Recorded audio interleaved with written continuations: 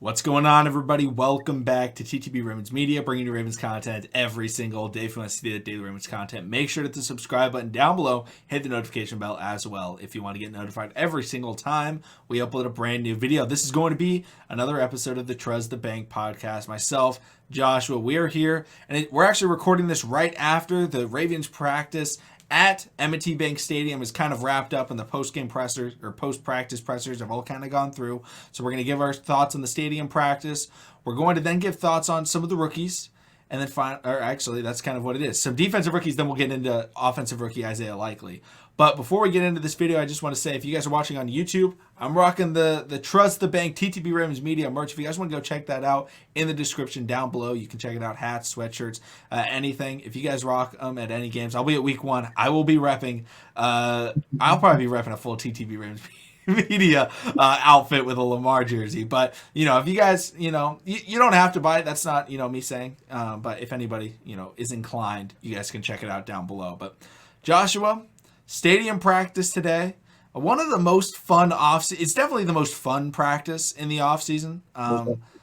What were your kind of thoughts, about just the whole thing from, reading about it, seeing it, in highlights and everything like that? What was your biggest kind of takeaway from it?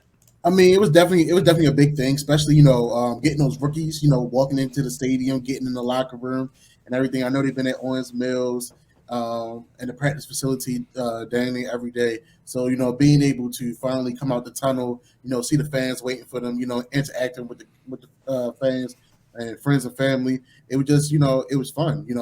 As a player, and you get on that field and you see the jumbotron and you see you on the screen, it's just it's a surreal feeling. So I know those guys, especially people returning like Lamar, Marlon Humphrey, even James Proche, even Rashad Bateman. It's just a good feeling, and being under the lights it's almost like it's time to come alive. It's a showtime type of thing, So I know at the practice, they was signing autograph. They was doing their autographs, and it was a fireworks show and everything. So Baltimore City was lit tonight for sure. Yeah, it's always something where there's steps in the offseason for these rookies. They come in, and the first kind of big thing is they walk into the building, they see their jersey. Mm-hmm. And, we see them taking their pictures. They're sending it to their family, their friends, and stuff like that. Like, check this out. Like, this is sick. I got my NFL jersey. Then they have their first practice. But it's kind of just the rookies. And then they have their first, mini camp, their first OTA practice. And they're like, okay, here's some of the bigger names, right? Here's the superstars on the team and everything like that. Here's the vets. Then they get that break, and they come back, and it's training camp, but it's kind of similar, maybe a little bit more physical.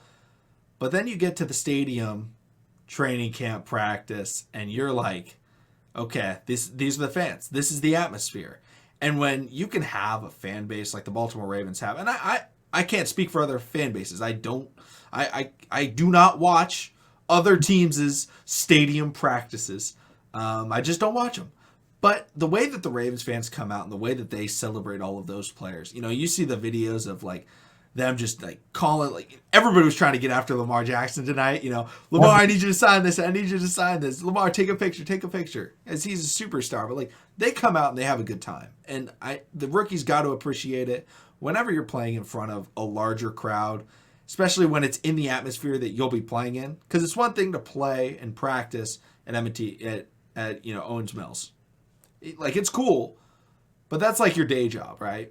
Yep. The party is the Sunday. The party is the Monday Night Football game. That's when it's like, okay, this is what we work for, is to be able to play here, and they played it. And I think it went really well. There were a lot of great things that happened. And if anybody, was there and they saw things that we didn't see, neither of us were able to make it. Me living in Portland, bit too far for me to get there, but if anybody saw it, they were like, hey, I was there, I saw this that a lot of people aren't really touching on. Maybe it was some wide receiver or something like that. I saw this happen. Let us know in the comment section down below. That'd be really cool to hear from you guys what you think. But Joshua, there were a lot of names that we saw in all of these reports and through all of the videos. What was one that really stuck out to you, and we can kind of talk about them first? I would say for me personally, with all the hurt pieces that we had on that front seven on the defensive side, Travis Jones definitely was, a good name to hear about. Michael Pierce was showing a lot of love to him and like saying, "Yo, Trav, he's gonna be that drill." And when you getting that, that praise from the veteran guys, you got something special. We already knew that he was a special specimen already because for the simple fact that he went to UConn and he really could have. And if he went to a bigger Power 5 school, he would have been a top 10 draft pick.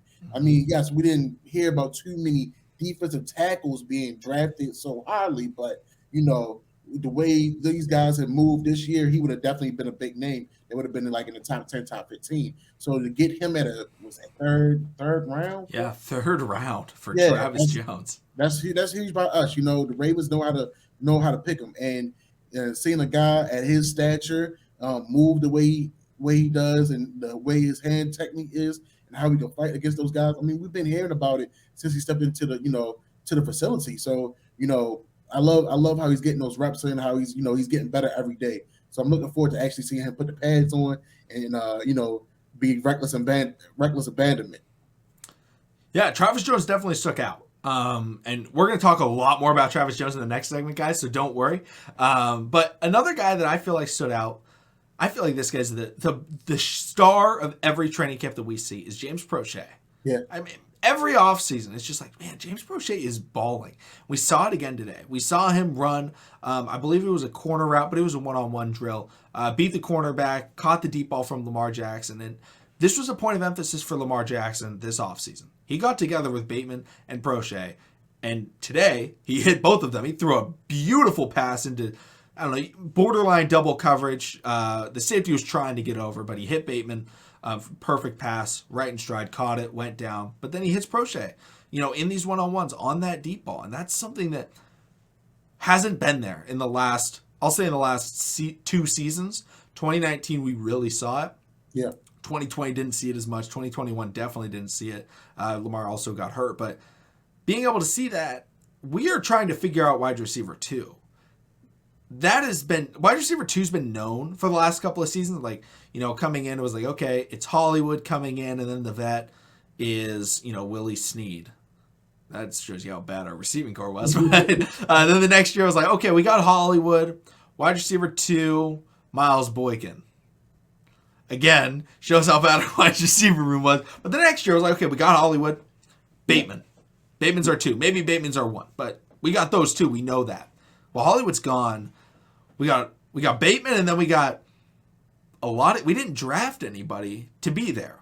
So we have a lot of guys that have been drafted over the years that have been thought of, hey, maybe they can be our wide receiver 2 next to Hollywood.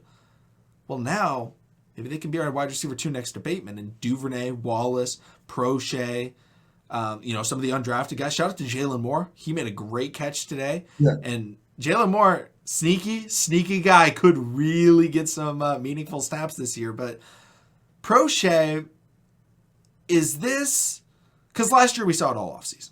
Mm-hmm.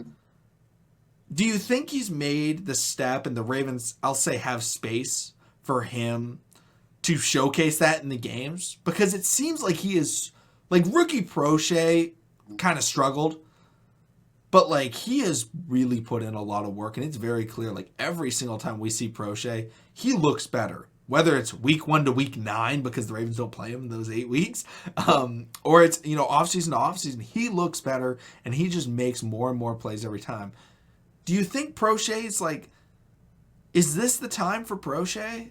Or like, are there other receivers that we think are just that aren't maybe getting as much training camp hype, but maybe they're playing just well, they're just maybe not as flashy, so I don't hear as much about them? I mean, if we're being honest, James Proche's year was supposed to be really last year. If you ask me, I know the room was crowded. I know we had Hollywood. I know we had Rashad, but I mean, even before Rashad started taking on the field, I feel like Proche should have definitely got more snaps in order to prove himself, and not 4 catches here, 70 yards here, 80 yards here, that we sit him down. That's too much inconsistency, and it took away from his progression. Mm-hmm. So but the good thing about Proche, he has a fighter mentality. It's like his faith, his strength never wavers in this position, and that's the good thing about him. So with this opportunity that presents itself, with Rashad, he's arguably the number 1 wide receiver, but this is I definitely feel like Proche would be the number 2. It's definitely been, I know everybody say, well, Tylen Wallace played the outside. Devin Duvernay, he has good hands. He can, he's like a Debo Samuels without when he gets the ball. But the thing about Proche is a great, in my opinion, he probably is one of the greatest route runners in this wide receiver group right now. Mm-hmm. Everybody can argue me about it. That's totally fine. I respect it. He has for sure hands. He obviously knows how to show when to get away from the wide receiver. I mean, the secondary, the defender, and he knows when to extend the play. I mean, there's been many times where he has showed his hands last year where he knew how to get himself open for Lamar Jackson or Snoop or even Josh Johnson. So I definitely feel like, this is Proche's time to step up and be. I guess I feel like he could be. I compare him to Sterling Sharp. Clean route running, good hands. He can get you them yards at the catch. Yeah, I feel like this. I feel like this is definitely the year because the Ravens made a decision this offseason Yeah. that they weren't going to go after wide receivers, at least not immediately. Like they were like, we need to see what we have. They even traded away their best receiver, arguably best. I think Bateman's better, but their number one receiver, I'll say, the guy that's gotten the most targets and yards. They traded him away, and they didn't. And they traded him away on draft day, and they looked at day 2 and day 3 when they had what 9 picks day 2 and 3. Maybe it was 8 picks because I think they traded one up or something like that when they got Linderbaum. I can't remember exactly, but they had a ton of picks day 2 and 3, and they said, nah, we're not drafting anybody. We're not getting Pickens. We're not getting Calvin Austin. We're not getting... Now, whether or not they should have, I don't know. George Pickens looking kind of nice in Pittsburgh. I'm not going to lie. He's looking pretty good. It's kind of frustrating. But they made that choice, and they were like, we know the guys that we have. We think that they can do it. And we're at least going to see. Now, maybe they end up signing a guy at, end of training camp, preseason, a guy like a Will Fuller or a T.Y. Hilton or something like that, a lower end, free agent wide receiver, but they really want to see what they have. And Proche, when you're in a situation where they're trying to see what you have, you got to play well and you got to step up to the plate. And Proche has done that every time. And that's why he's made the roster. If people remember correctly, James Proche was talked about, like, is he even going to make the team last year? Because we drafted Wallace. And it was like, ooh, Tylen Wallace is really good. Like, okay, that kind of pushes, that pushes Proche back because we have Tylen Wallace now, who we drafted in the 4th round. So now Proche's battling with Miles Boykin, Benjamin Victor. Like, is he really even going to be able to make the team?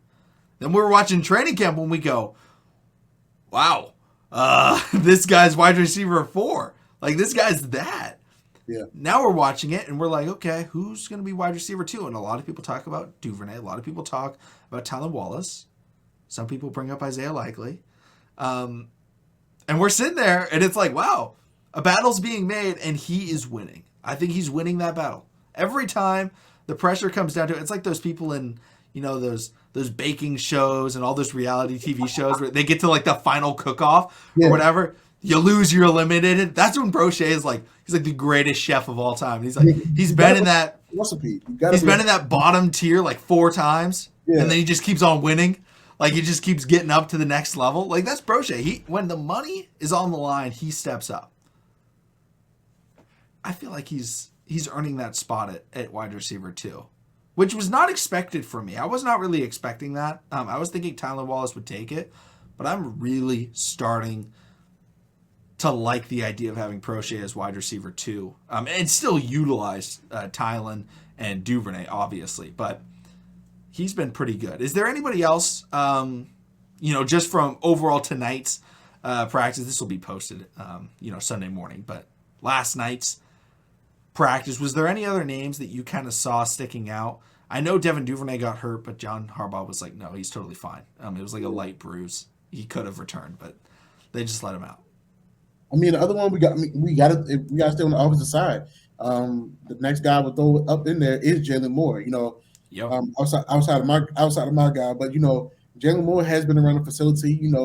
Lamar talked about how he actually does like talking with him or befriending Jalen Moore. So maybe that helps the curve. Maybe he gets a roster spot.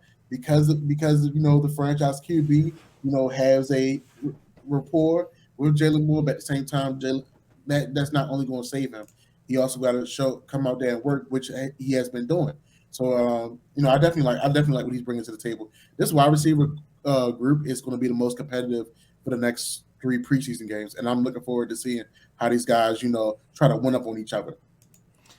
Yeah, and it's gonna be really interesting. And I have one other guy that I want to bring up, Mr. Jordan Stout. Mr. Jordan Stout had a day today. Absolutely. We don't hear a lot of punter news, but he was out there and he was putting it at the one, which has been something that we talked about it last year. Like Sam Cook, last couple seasons has not been, it's regressed, and we were like, okay, maybe we got to get a new punter because like he just wasn't pinning them nearly as much as he used to. Love Sam Cook, still love him, but it was like maybe we got to get somebody else and keep Sam Cook maybe as a holder because he's just so good, with Justin Tucker. But Jordan Stout went out there and he was pinning the ball. I think he bounced one at the 1, and then he put it out of bounds at the 2 in back-to-back punts from the 50. Nice. Like that's the type of punting that you need when you have a defense as good as the Ravens. Can you imagine being a quarterback and you're starting your offensive drive at the 5-yard line and you got to make a pass? It's gonna be a And tough Marcus road. Peters and everybody is out there, like you are terrified. It's gonna be a tough road for sure. I like that. Yeah,